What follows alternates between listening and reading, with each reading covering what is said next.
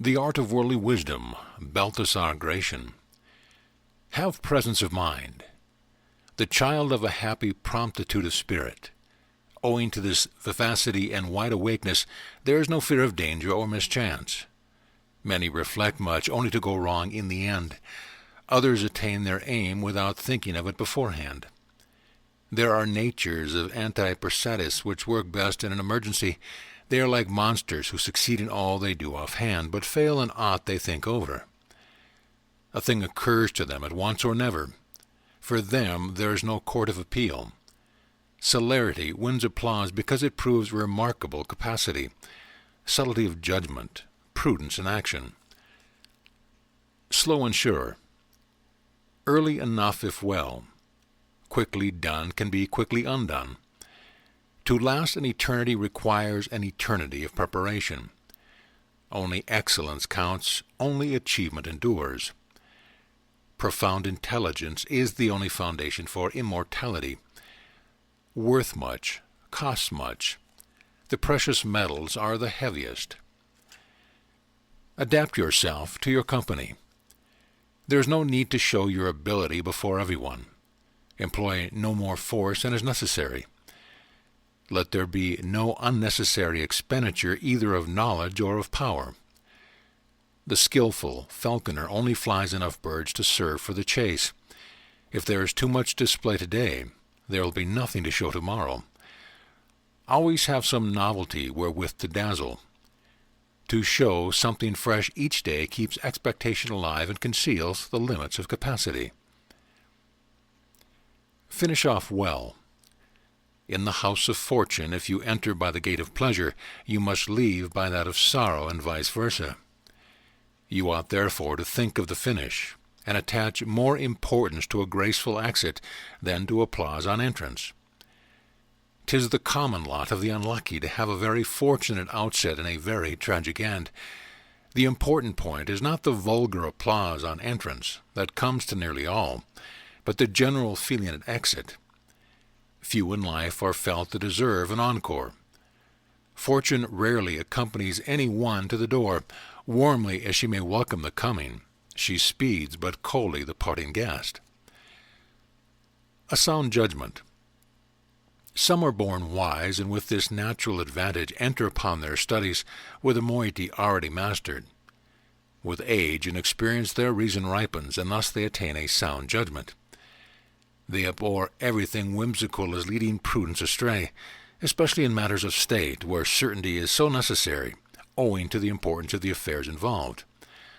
Such men deserve to stand by the helm of state either as pilots or as men at the wheel. To excel in what is excellent. A great rarity among excellences. You cannot have a great man without something preeminent. Mediocrities never win applause.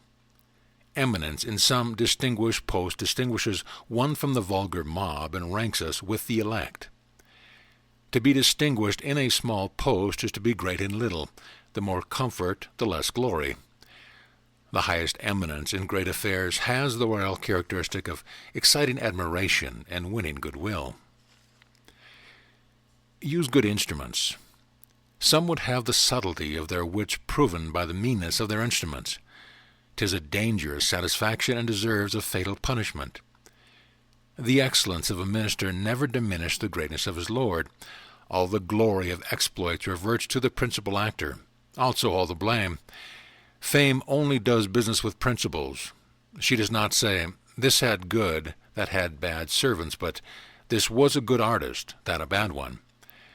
Let your assistants be selected and tested therefore, for you have to trust to them for an immortality of fame. To be the first of the kind is an excellence, and to be eminent in it as well a double one. To have the first move is a great advantage when the players are equal. Many man would have been a veritable phoenix if he had been the first of the sort. Those who come first are the heirs of fame. The others get only a younger brother's allowance. Whatever they do, they cannot persuade the world they are anything more than parrots. The skill of prodigies may find a new path to eminence, but prudence accompanies them all the way. By the novelty of their enterprises, sages write their names in the golden book of heroes. Some prefer to be first in things of minor import than second in greater exploits. Avoid worry. Such prudence brings its own reward. It escapes much, and is thus the midwife of comfort and so of happiness. Neither give nor take bad news unless it can help. Some men's ears are stuffed with the sweets of flattery, others with the bitters of scandal, while some cannot live without a daily annoyance no more than Mithridates could without poison. It is no rule of life to prepare for yourself lifelong trouble in order to give a temporary enjoyment to another, however near and dear. You never ought to spoil your own chances to please another who advises and keeps out of the affair, and in all cases where to oblige another involves disobliging yourself. 'Tis a standing rule that it's better he should suffer now than you afterwards, and in vain. Elevated taste. You can train it like the intellect. Full knowledge whets desire and increases enjoyment. You may know a noble spirit by the elevation of his taste. It must be a great thing that can satisfy a great mind. Big bites for big mouths, lofty things for lofty spirits.